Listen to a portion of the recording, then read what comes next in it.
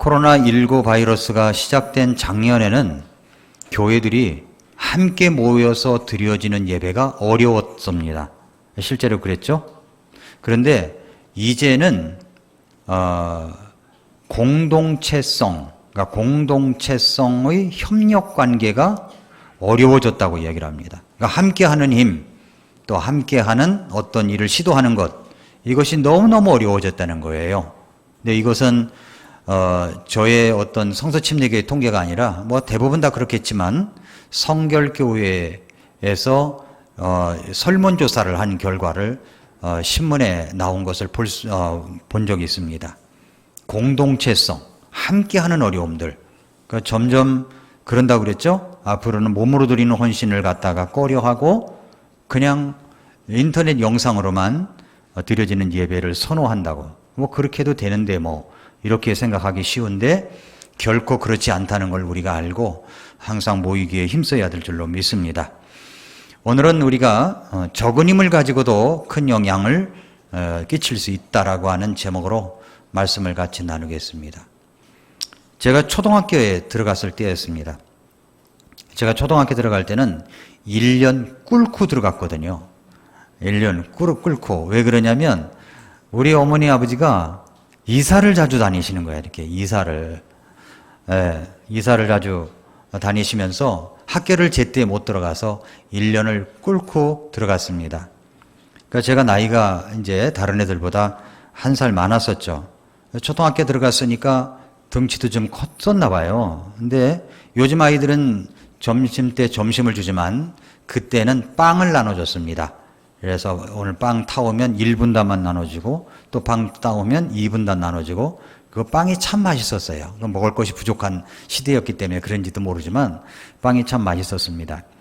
근데 그 빵을 타오는 것, 빵을 타가지고 와서 나눠주는 것이 굉장히 힘이 있어 보이는 거예요.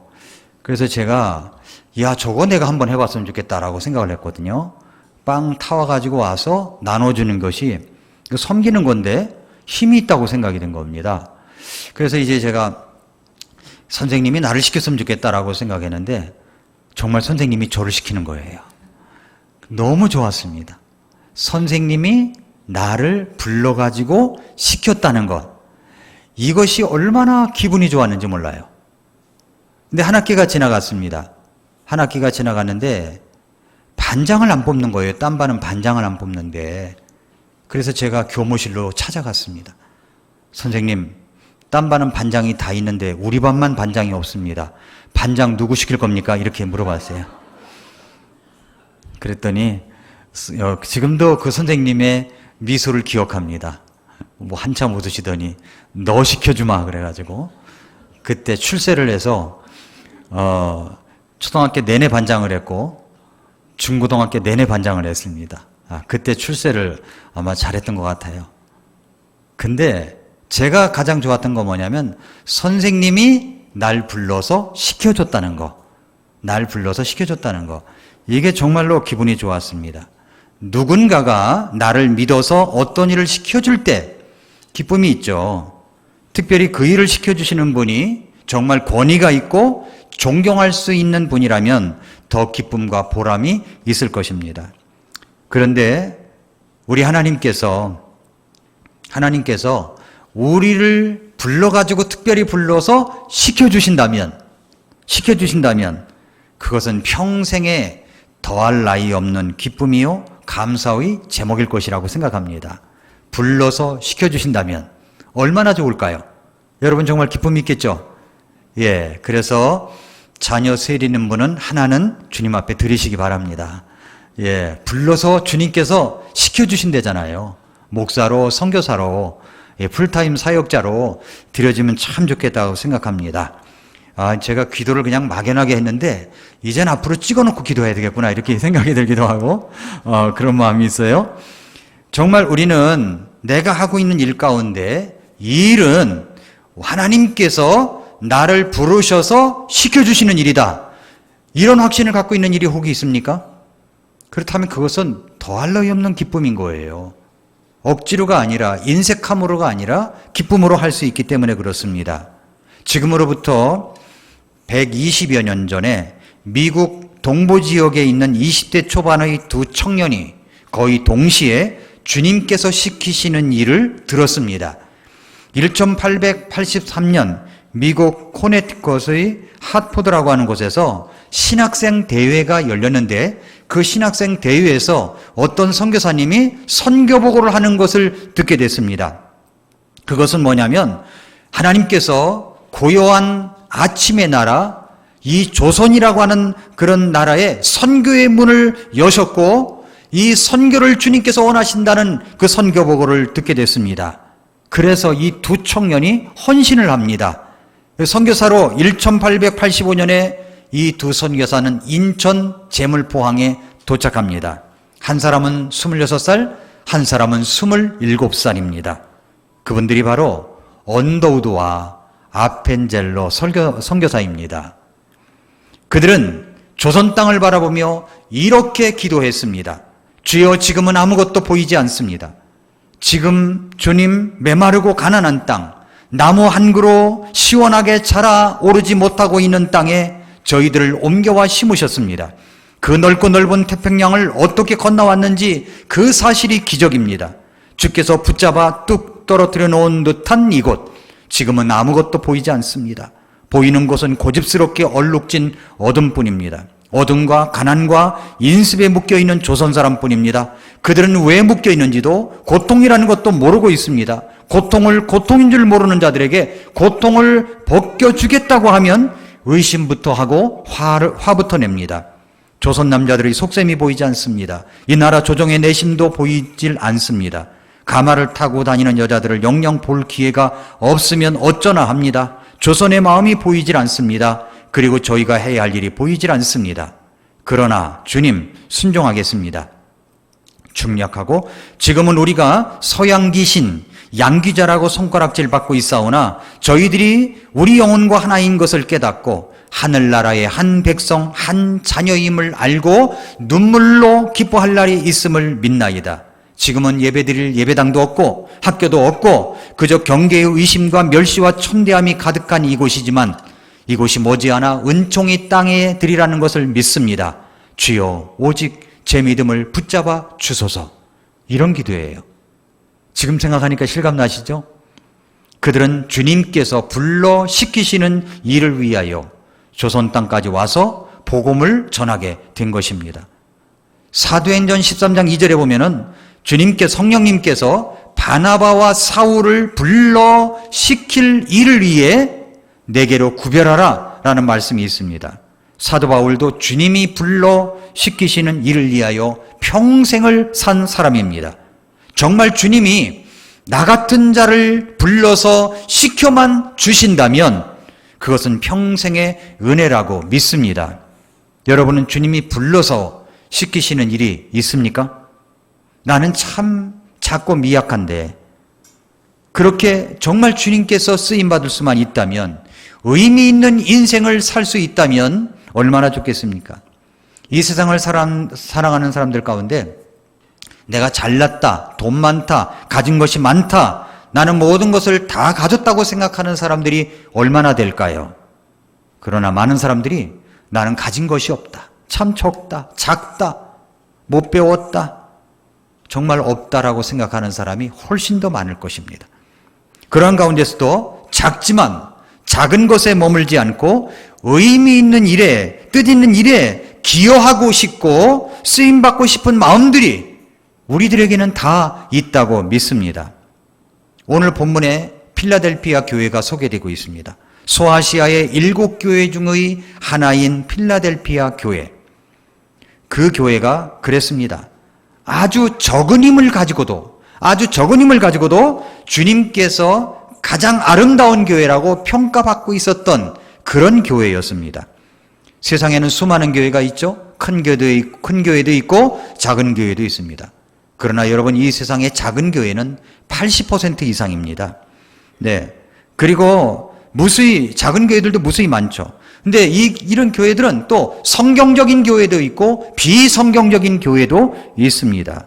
마지막 날 우리 주님께서 그 교회들을 심판하실 때 무엇을 가지고 심판하실까요? 사이즈가 얼마나 크냐? 또 네가 얼마나 많은 일을 했느냐? 너 왜 이렇게 작으냐? 묻지 아니하시고 우리 주님께서 시키시는 일들, 그것을 위하여 네가 어떻게 살았느냐? 라고 물으시며 심판하실 것입니다. 우리 주님은 작은 것에 충성된 자가 큰 것에도 신실하다고 말씀을 했습니다. 제가 우리 교회를 위해서 기도할 때 기도 제목에도 중보기도 제목에도 나와 있지만 미국에는 세이비어 처치가 있다면 한국에는 강동 성서 침례교회가 있어서 모델적인 교회가 됐으면 좋겠다는 마음으로 여러분과 함께 기도하고 있습니다. 이 세이비어 처치는요, 미국에 있는 이 세이비어 교회는 인원이 150명밖에 안 됩니다. 그런데 들어올 때 회원으로 가입할 때 아주 엄격한 제한을 둔대요. 그래서 멤버십을 형성된 사람들이 150명이랍니다. 그런데 사회적 기여를 위하여 쓰는 예산이 얼마냐? 180억이랍니다. 150명 교회가 180억이래요. 그럼 이분들 한 분당 하나님 앞에 드리는 헌금이 얼마겠습니까? 이분들이 버는 건 또 얼마겠어요? 저는 우리 교회가 그런 교회가 되기를 정말로 바라고 있습니다. 여러분 잘 되시기 바랍니다. 우리 교회 멤버십을 가지고 여러분이 정말로 쓰임받는 그런 여러분들이 될 수 있기를 바랍니다. 그런데 저는 정말 성경 속에 있는 교회 중에 담고 싶은 교회는 필라델피아 교회입니다. 요한계시록에 보면은 초대교회 시대에 있었던 7교회가 나오는데 교회들의 각각의 모습이 나타내 있죠. 어떤 교회는 책망만 들었던 교회가 있습니다. 어떤 교회는 놀라운 칭찬도 들었지만 또 책망도 받았던 교회가 있어요. 어떤 교회는 칭찬만 들었던 교회가 있습니다. 교회들마다 어찌 보면 사실 칭찬할 만한 것도 있을 것이고 책망받을 만한 것도 있을 것입니다. 그런데 이 필라델피아 교회는 칭찬만 기록되어 있어요. 저는 우리 교회가 성경 속에 요한계시록의 7교회 중에서 필라델피아 교회를 담고 싶은 마음이 있습니다. 이 교회는 어떤 교회입니까? 필라델피아라고 하는 이 도시는 굉장히 작은 도시였어요. 그리고 기록이 별로 없어요. 그래서 이 도시에 대해서 이야기할 거리가 그렇게 많지 않다고 합니다. 이 도시는 버가모 왕조의 아탈루스 2세가 주전 140년경에 버가모에서 온 식민 지배자들로 말미암아 이전부터 있었던 이 도성 위에 세워진 도시입니다. 짧은 역사를 갖고 있어요. 요한계시록 3장 7절에는 이렇게 말씀했습니다. 필라델피아에 있는 교회의 천사에게 쓰라. 거룩하니 진실하니 다윗의 열쇠를 가진 이가 이것들을 말하노니 그가 열면 아무도 닫지 못하고 그가 닫으면 아무도 열지 못하느니라. 이 교회를 향해서 우리 주님의 모습을 나타나고 있죠. 거룩하니 주님의 거룩함을 나타내는 교회란 말입니다. 진실하니 진실됨을 나타냅니다. 다윗의 열쇠를 가지니 다윗의 열쇠를 가진 이가 누구세요? 예수님이시죠. 예수님. 그렇습니다. 열면 닫을 사람이 없습니다. 닫으면 열 사람이 없습니다. 그것은 바로 필라델피아 교회를 통해서 주님께서 이루시고자 하는 그런 모습을 나타내 보이고 있습니다. 정말 필라델피아 교회는 닮고 싶은 교회입니다. 정말 이 말씀은 정말 필라델피아 교회를 생각하면 제 가슴이 뜁니다. 그래서 또 여러분들에게 드리고 싶은 말씀이 이거예요. 적은 힘을 가졌다고 생각하는 사람들이 많죠. 내가 가진 건 좀 적다, 작다, 없다, 못 배웠다. 자꾸만 이제 비인 것만 우리가 볼 수가 있습니다. 크다고 생각되기보다는 나는 작다라고 생각하고 가진 것도 적다라고 생각합니다. 교회도 그렇습니다. 이 땅에 크다고 생각되는 교회는 그렇게 많지 않아요. 많지 않습니다. 작은 교회들이 80% 이상입니다. 그래서 작은 교회들은 힘이 적다라고 생각하는 거예요. 적다, 작다 이렇게 생각하는 겁니다. 그러나 저는 우리 교회가 작은 힘을 가지고도 적은 힘을 가지고도 주님께서 찾으시는 아름다운 능력의 교회가 되어야 된다는 확신이 있습니다. 저는 필라델피아 교회를 향한 주님의 칭찬처럼 우리 교회도 우리 집사님들과 우리 성도님들이 힘을 합쳐서 이 공동체성을 가지고 이런 칭찬과 격려가 있는 아름다운 교회가 되기를 소망합니다. 그렇다면 필라델피아 교회가 어떤 교회냐는 겁니다. 어떤 교회일까요? 첫째로 이 교회는 하나님의 말씀에 순종하는 교회입니다. 말씀에 순종하는 교회예요. 3장 8절에 보니까 내가 네 행위를 아노라. 보라 내가 네 앞에 열린 문을 두었으니 아무도 그것을 닫지 못하리라. 네가 적은 힘을 가지고도 내 말을 지키며 내 이름을 부인하지 아니하였도다 그랬습니다. 이들이 가지고 있었던 것은 적은 힘이에요. 적은 힘. 그런데 그것을 가지고도 말씀에 순종했습니다. 아는 것이 많지 않아요. 경력도 짧아요. 신앙생활 얼마나 오래 했겠습니까? 그런데도 불구하고 적은 힘을 가지고도 주님 앞에 순종한 아름다운 교회입니다. 우리 중에도 그런 분 계시잖아요. 오래되었다고 그분이 말씀에 순종하는 게 아닙니다. 얼마 나오진 않았지만, 구원받은 지 얼마 되지 않았지만 말씀대로 살아가려고 하는 분들이 계세요. 이런 분들을 보면은 참 너무 감사한 마음이 있습니다. 그분들만 봐도 제 마음에 힘이 생기고 위로가 됩니다. 이 적은 힘이, 적은 능력이 교회의 크기를 말하는 건지, 성도들의 재산 정도를 말하는 건지, 영향력을 말하는 건지 그건 자세히 알 길이 없어요. 성경학자들은 적은 힘, 적은 능력이라고 할 때 이 말은 문자적으로 보면 능력이 거의 없는 이라는 말이라고 번역을 한다고 합니다. 이것은 필라델피아 교회를 구성하고 있는 성도들이 숫자가 매우 적었다는 것과 또 그들이 상층, 중류층, 하층이라면 사람들의 삶이 하층민으로 구성되어 있는 그런 성도들일 것이다라고 이야기하고 있습니다. 만약에 그렇다면 필라델피아 성도들은 소수의 하층민들로서 그 사회에 별다른 영향력을 행사하지 못하는 존재들이었음이 틀림없습니다. 이 교회는 라오디게 교회와 같은 재력과 영향력도 없었습니다. 이 교회는 에베소처럼 풍부한 역사와 유산도 없었습니다. 이 교회는 사대처럼 대단한 평판도 없었어요. 이 교회는 서머나처럼 충성스럽다는 명성도 없었습니다. 작고 보잘것 없었으며 가난하고 종종 무시당하던 이 필라델피아 교회는 자신들의 사역 역량이 작다고 단정했을 것입니다. 그러나 우리 주님은 그렇게 보지 않았어요. 사람들은 자기가 가진 것은 다른 사람보다 적다고 생각되면 열등감에 빠질 수가 있습니다. 그러나 그렇게 능력이 적었음에도 불구하고 그들은 비관론에 빠지지 않았습니다. 그들은 자신들이 얼마만큼이나 가지고 있는가를 생각하지 않았어요. 오히려 자신들이 가지고 있는 것을 가지고 주님을 위해서 무엇을 할 것인가를 생각했습니다.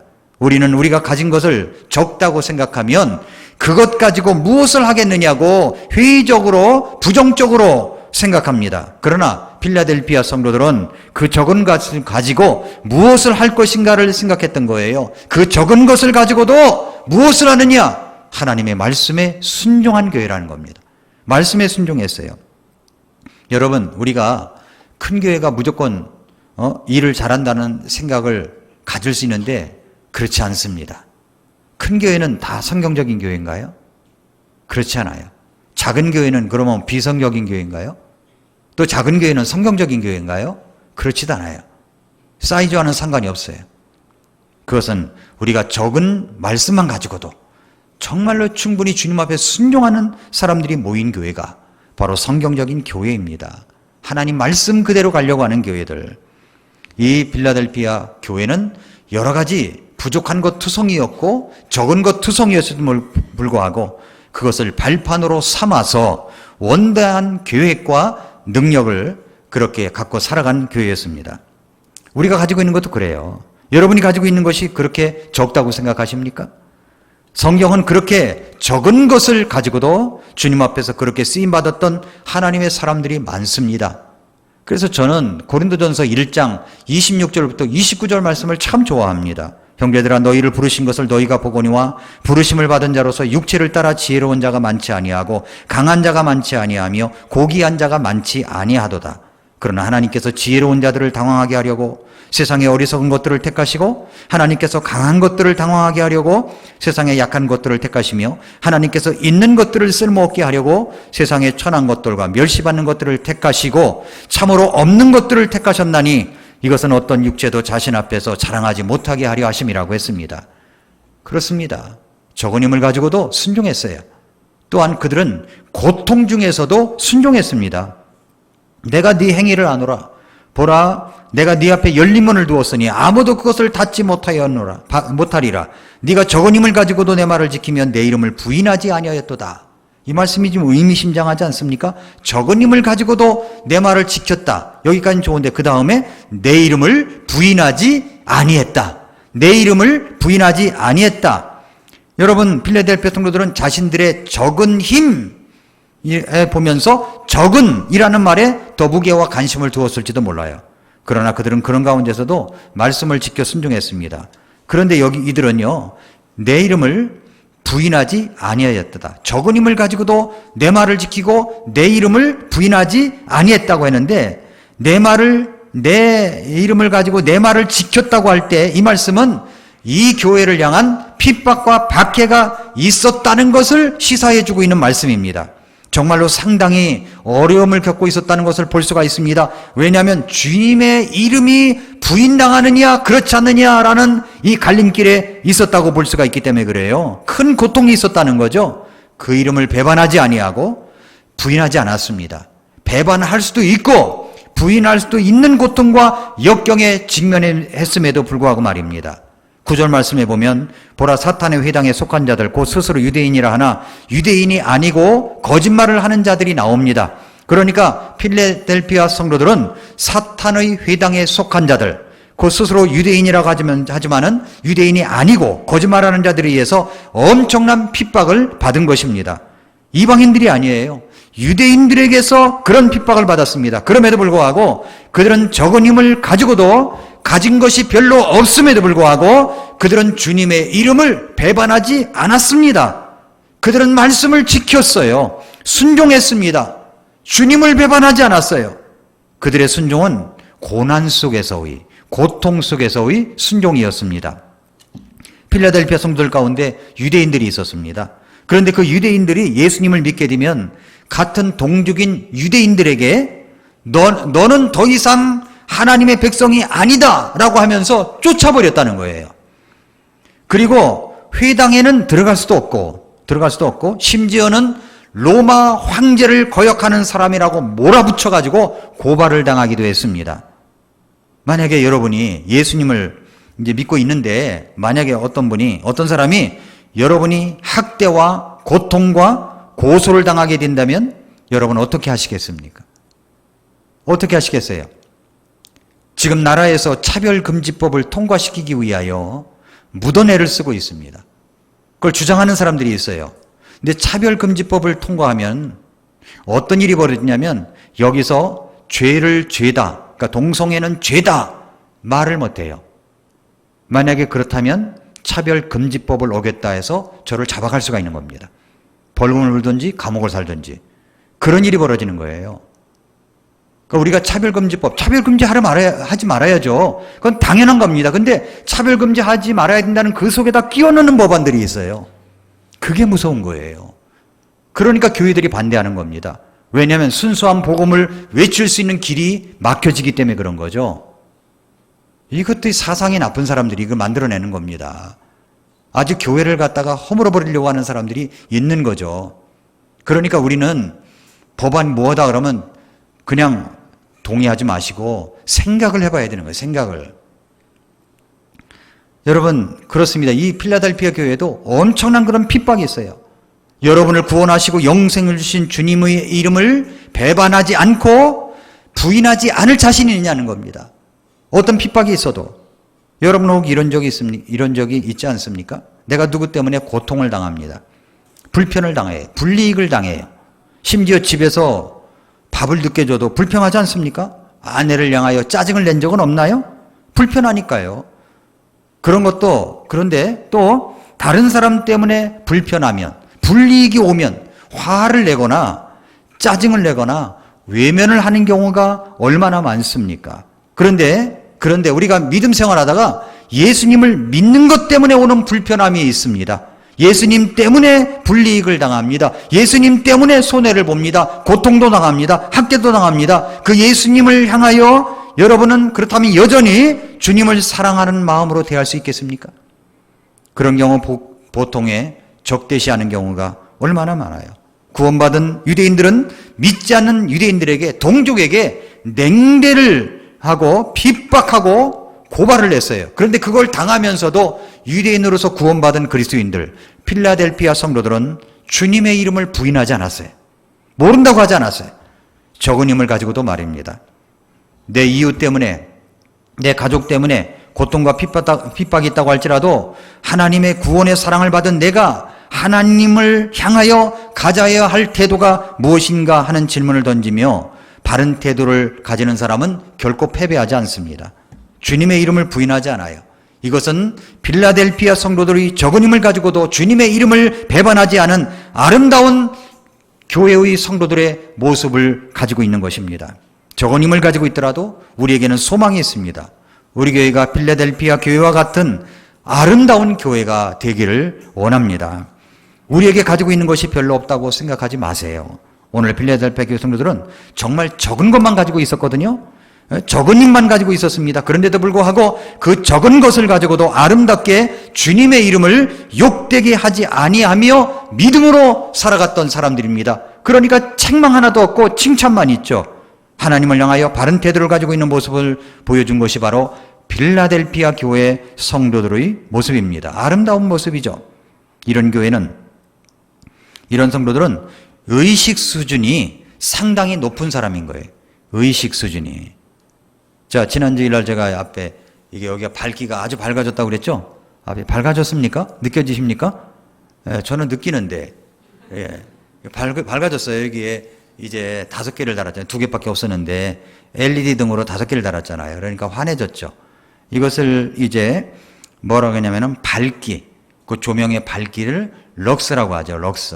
럭스가 높아진 겁니다. 오늘 여러분이 설교 노트에 보면은 도표 하나가 나와 있어요. 이것은 미국의 데이비드 호킨스 박사가 20여 년간의 연구 끝에 의식의 수준이라는 자료를 발표한 겁니다.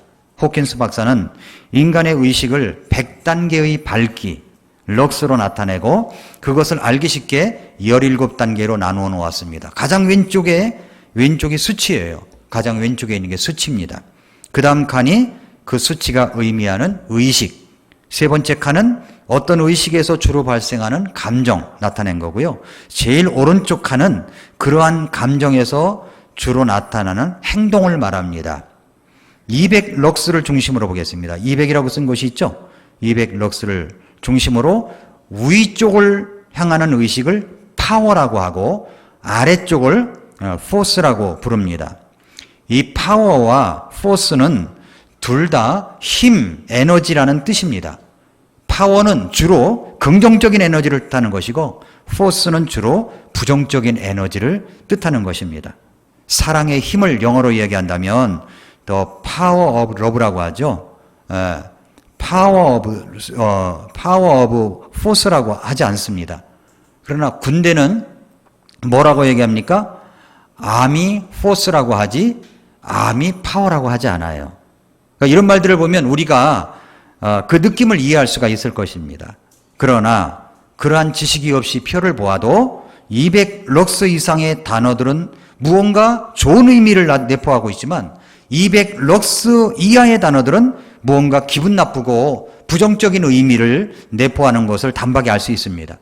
파워는 어려움에도 불구하고 용기를 내서 도전할 수 있는 힘, 미움을 극복하고 포용할 수 있는 힘, 원수까지도 사랑할 수 있는 힘은 어디서부터 오는 거예요? 어디서부터? 용기에서부터 출발한 거잖아요. 200 럭스에 있죠? 용기에서부터 출발합니다. 용기. 그 용기는 누가 주시는 것입니까? 그 용기는요, 하나님께서 주시는 거예요. 성령님께서 그 파워를 주시는 것입니다. 그뿐만이 아닙니다. 우리가 자발성을 가지고 사람들을 포용하며 사랑과 기쁨으로 진정한 의미에서의 평화, 복음으로 말미암는 평화를 가져오는 하나님께서 하라고 하시는 일들을 우리가 깨닫는다면, 시키시는 일을 깨닫는다면 의식 수준이 최고의 밝기로 빛나게 되는 겁니다. 최고의 밝기로 빛나는 거예요. 그런 사람을 뭐라고 합니까? 의식이 밝다고 하는 겁니다. 의식이 깨어있다고 말하는 거예요. 의식 수준이 높다는 거죠.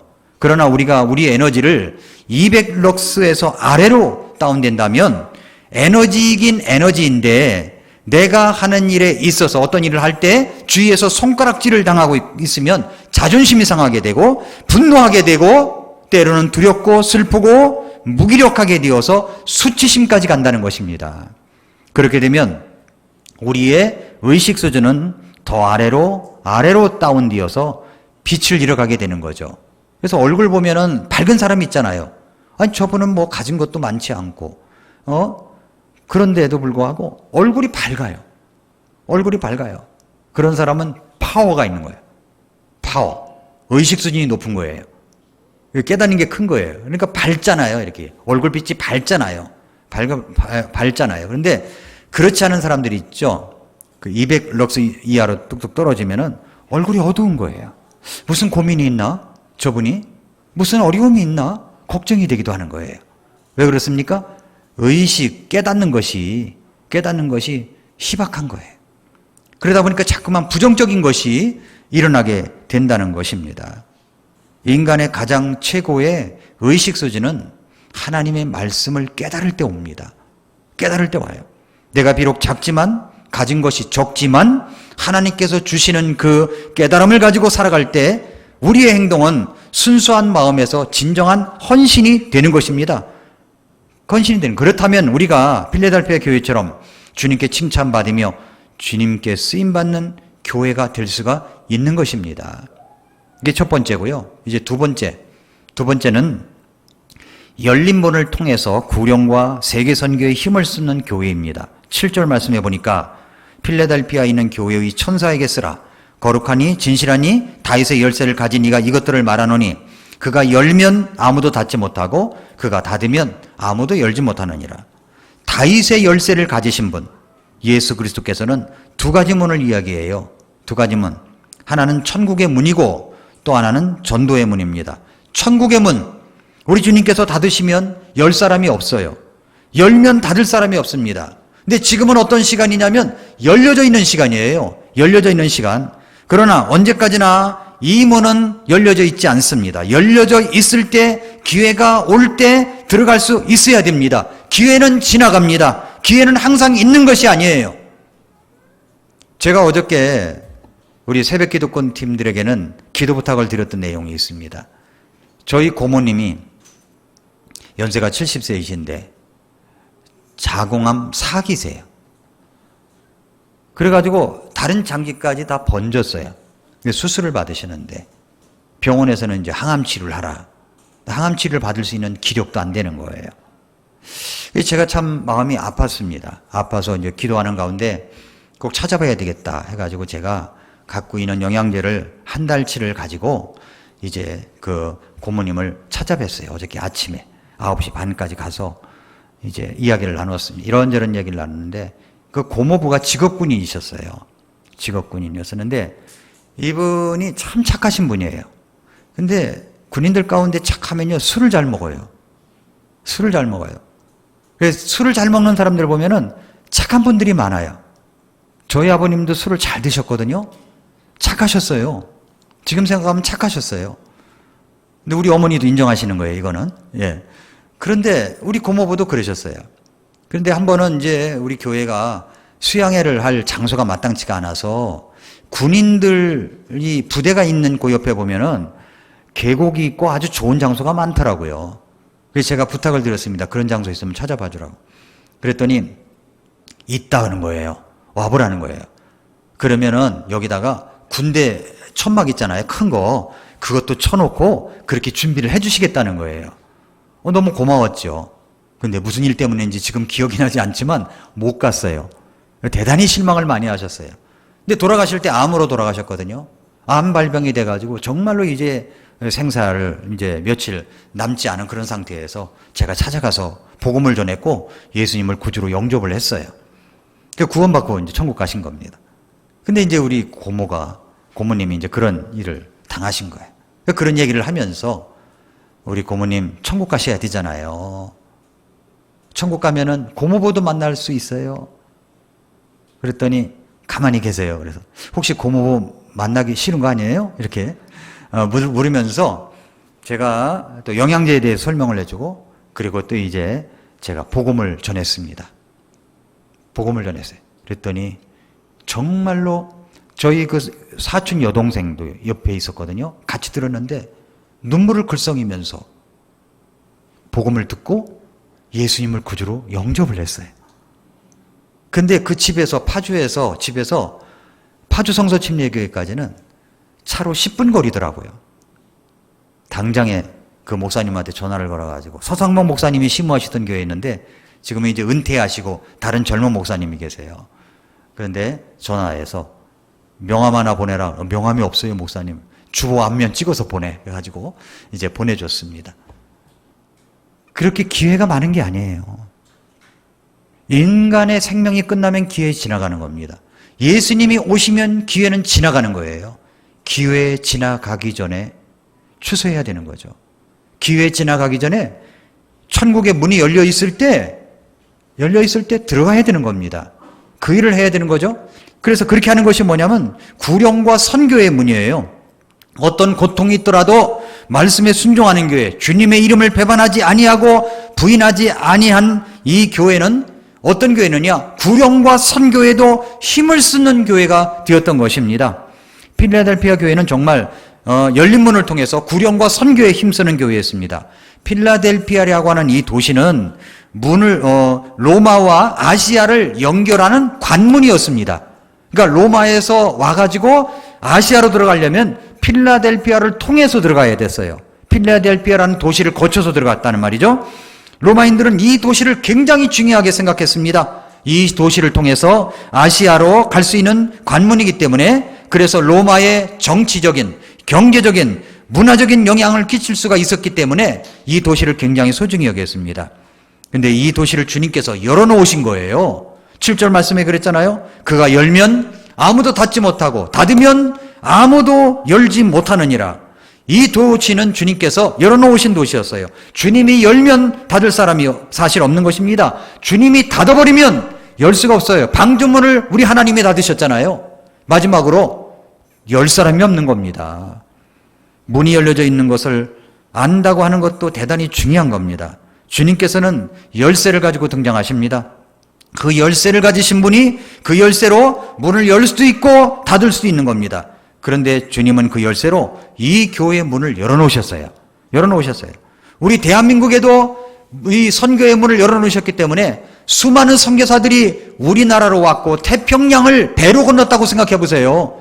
비행기를 타고 가도 14시간을 가도 10시간 이상을 가도 지루한데 배를 타고 왔다고 생각해 보세요. 와가지고 애들이 병들면 무슨 고국에 있는, 미국에 있는 병원으로 갈 수가 있습니까? 갈 수가 없어요. 그래서 미국에 갈 수가 없기 때문에 이 땅에서 풍토병에 걸려서 죽어간 아이가 그렇게 많은 겁니다. 양화진에 가면 아이들 묘지도 있어요. 아이들 묘지도. 그분들이 와서 복음의 문을 열어준 겁니다. 6.25 동란이 일어나서 이제 더 많은 선교사들이 우리나라에 와서 이 나라를 살린 겁니다. 미국이 점령군이 아니에요. 미국이 우리나라를 도와준 겁니다. 하나님께서 미국을 통해서 도와주신 거예요. 역사관을 똑바로 갖지 못하면 잘못된 통치를 하게 되는 겁니다. 그렇게 도와주신 거예요, 우리나라를. 수많은 나라에서 6.25 사변이 일어났을 때 얼마나 많이 도와줬습니까? 그래서 열어놓은 것이 뭐냐면 선교의 문이에요. 전도의 문이에요. 그래서 이 나라에 복음이 들어오고 성서침례교회 포스터 선교사님이 일본의 선교지로 갔다가 한국을 보니까 너무 불쌍하거든요. 그래서 한국으로 다시 오신 거예요. 본국에 가서 난 일본을 철수하고 한국에 가겠다고 그래서 한국에 와서 성서침례교회를 행당동에 1호로 세우게 된 겁니다. 그 얼마나 감사한 거예요. 문이 열려져 있는 건데.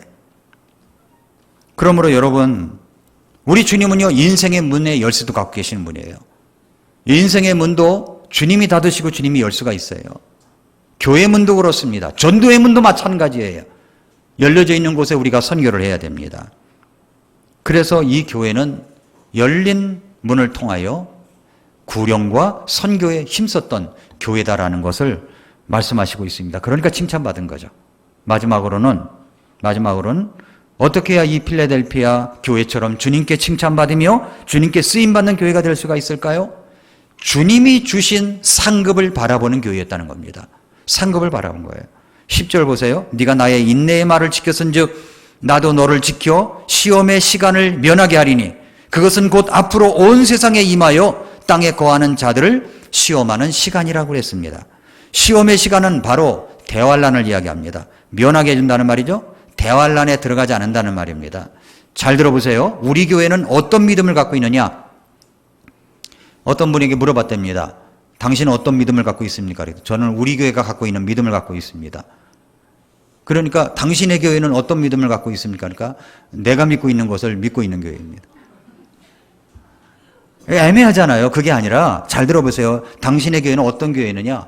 그러면 이제 예수님이 오시면 7년 대환란이 일어난다고 그랬죠? 7년 대환란, 그리고 공중에서는 7년 혼인잔치가 열린다고 그랬습니다. 그럼 대환란, 7년 동안 대환란, 요한계시록에 보면은 대환란이 있잖아요. 무시무시합니다. 이거 완전히. 이거 코로나 역병은 아무것도 아닙니다. 이건 세 발의 피예요. 아무것도 아니에요. 그런데 그 7년 대환란에 들어가는데 그리스도인들이 구원받고 나서 언제 여기 이곳을 통과하느냐, 안 들어가느냐 하는 거예요. 통과하느냐, 안 들어가느냐. 어떤 교회는 환란 중 휴거소를 믿어요. 그러니까 환란 속에 들어갔다가 휴거를 받는다는 거예요. 여기서 환란 속에 들어갔다도 잘해야 된다는 거죠. 신앙생활을 잘해야 휴거를 받는다는 겁니다. 들림받아 올라간다는 거예요. 환란 중 휴거소를 말해요. 어떤 사람은 환란을 통과해가지고 환란 후 휴거소를 이야기합니다. 그런데 우리 교회의 믿음은 뭐냐면은 환란 전에 휴거가 된다는 것을 믿는 교회예요. 7년 대환란에 들어가지 않습니다. 성경이 그렇게 말씀하고 있어요. 공중에 주님께서 오시면 우리는 순식간에 호련히 변화되어서 채어 올라간다고 그랬어요. 채어 올라간다. 공중에서 주를 만나리니. 그럼 공중에서 주를 만나면 공중에서 7년 환란, 7년 혼인잔치 동안에 그곳에서 상급을 베푸시는 일이 벌어지는 겁니다. 잘한 사람 칭찬받고 상급 받는 거예요. 그런 상급을 주시는 교회입니다. 그 시험의 기간을 면하게 해주겠다 말씀하시는 겁니다. 예수님께서 주시는 상이 있습니다. 보라 내가 속히 오리니 네가 가진 그것을 굳게 붙잡아 아무도 네 관을 빼앗지 못하게 하라. 이 관이라고 하는 것은 바로 우리의 상급을 말하죠. 상급을 말하는 겁니다. 필라델피아 교회는 자기 관을 빼앗기지 않는 교회예요. 상급을 빼앗기지 않는 교회였습니다. 그래서 그들에게는 주님이 주실 상급을 기다리고 있었습니다. 네가 가진 그것을 굳게 붙잡으라고 하십니다. 그래서 아무도 네가 받게 될 상급을 빼앗지 못하게 하라고 하십니다. 상급을 잃어버리는 사람이 되어서는 안 됩니다. 정말 붙잡아야 할 것을 붙잡는 사람이 되어야 되는 겁니다. 그렇게 되면 나중에 어떻게 되냐. 성전에서 기둥이 되게 하신다고 12절인가요? 11절, 12절에 보니까 이기는 자는 내가 내 하나님의 성전에서 기둥이 되게 하리니 그가 다시는 나가지 아니하리라. 어떤 기둥이에요? 기둥에 이름을 새긴답니다.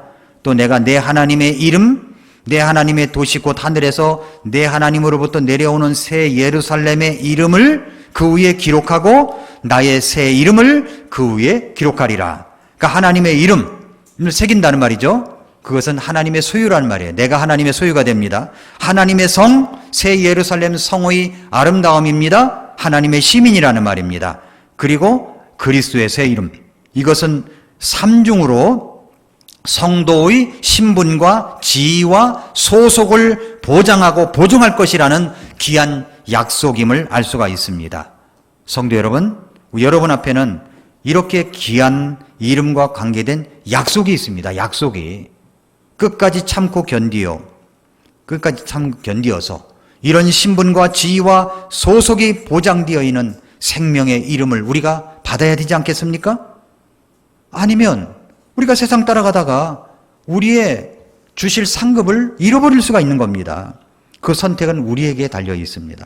하나님의 이름을 기록하십니다. 새 예루살렘의 이름을 기록하십니다. 주님의 새 이름을 기록하십니다. 이것은 기둥이들 내게 하나님께서 네가 진실로 하나님과 그분의 왕국을 위하여 또 그리스도를 위하여 살았던 성도인 것을 내가 인정해 준다는 하나님의 상급입니다. 누가 성전의 기둥이 될 수가 있겠습니까? 이기는 자는 그랬어요. 이기는 자는 그 성전의 기둥이 될 것을 바라보며 믿음으로 살아가는 성도들에게 하나님께서 반드시 상급을 주실 것입니다. 이제 말씀을 마치겠습니다. 적은 힘을 가지고도 의미 있는 룩스가 밝은 인생, 우리가 살아갈 수가 있어요. 없다고, 적다고, 그렇게 우리가 그 부정적인 것만 바라보는 것이 아니라 우리 주님께서 적은 힘을 가지고도 주님의 이름을 위하여 살았던 필라델피아 교회의 아름다움처럼 우리도 우리의 인생이, 우리 교회가 적다고 할지라도, 작다고 할지라도 하나님께서 칭찬받는 교회가 될 수가 있습니다. 교회란 어떤 존재냐면, 교회란 이 땅에 존재하는 목적이, 교회는 첫째, 위로는 하나님께 영광을 올리는 것입니다. 예배드리는 거죠. 예배드리는 것. 그리고 안으로는 우리 성도들이 양육을 받고 훈련을 받아서 내 자신이 성장하고 다른 사람을 돌아보고 섬기기 위해 존재합니다. 안으로는. 그리고 밖으로는 전도와 세계 선교를 위하여 교회가 존재하는 것입니다. 우리 교회는 7월 18일 날 생일 예배를 앞두고 있습니다. 우리 교회가 어떤 모습이어야 되는가 한 번쯤 생각해 보기 위해서 이 말씀을 드린 겁니다. 일반적으로 여러분이 설교를 들으시는데 교회를 다니는 사람들이 평생에 걸쳐서 설교를 얼만큼 듣는지 아십니까? 평생에 걸쳐서 얼만큼 들을까요? 우리 교회는 또 미라클 모닝까지 듣느라고 더 많을 거예요. 그죠? 예, 더 많을 거예요. 평생에 걸쳐서 6,000번의 설교를 듣는데 6,000번의 설교, 8,000번의 기도를 한답니다. 그리고 2만 번의 찬송을 부른대요. 그러나 여러분이 불신자들에게 복음을 전하는 사람은 얼마나 될까요? 얼마나 될까요?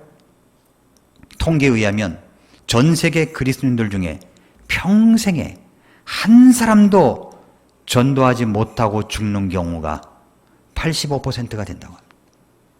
평생에 한 사람에게도 복음을 전하지 못하고 죽는 경우가 85%래. 우리가 어떤 사람이 되어야 되겠습니까? 필라델피아 교회를 닮아가십시다. 기도하겠습니다.